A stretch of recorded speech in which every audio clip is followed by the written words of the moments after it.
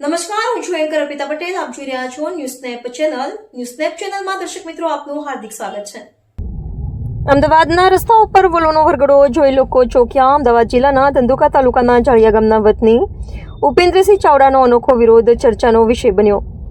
અમદાવાદના રસ્તાઓ પર હાલ એક વોલ્વો કાર ભારે કુતૂહલનું કેન્દ્ર બની છે. ધંધુકા તાલુકાના જાળિયા ગામના વતની અને બિલ્ડર ઉપેન્દ્રસિંહ ચાવડાએ પોતાની કરોડોની વોલ્વો કાર સાથે અનોખો વિરોધ નોંધાવતા લોકોમાં ભારે ચર્ચા જગાવી છે. કારના બોનેટ પર ટાયરની તૂટેલી પ્લેટ બાંધી દેવામાં આવી છે, જ્યારે ગાડી પર લગાવવામાં આવેલા બેનરોમાં વોલ્વો કંપનીની સેફટી અને ગુણવત્તા સામે સવાલો ઉઠાવવામાં આવ્યા છે. રસ્તા પરથી પસાર થતા લોકો ગાડી જોઈ ઉભા રહી જાય છે અને બેનરો વાંચતા જોવા મળે છે. અનેક લોકો પોતાના મોબાઈલ ફોનમાં ઘટનાને કેમેરામાં કેદ કરી સોશિયલ મીડિયામાં વાયરલ કરી રહ્યા છે.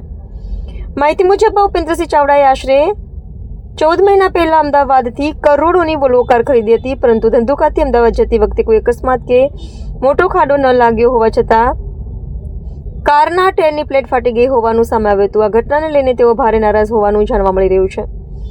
ઉપેન્દ્રસિંહ ચાવડાએ કંપની સામે કડક વલણ અપનાવતા જણાવ્યું છે કે કંપની લેખિતમાં માફી માંગે. હવે કોઈ પણ કાળે આ ગાડી સ્વીકારવાની નથી.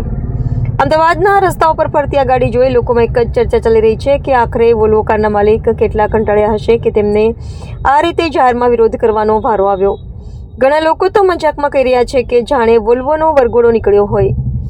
વિશ્વભરમાં સેફટીના મોટા મોટા દાવા કરતી વોલ્વો કંપની સામે હવે લોકોમાં પણ અનેક પ્રશ્નો ઊભા થયા છે.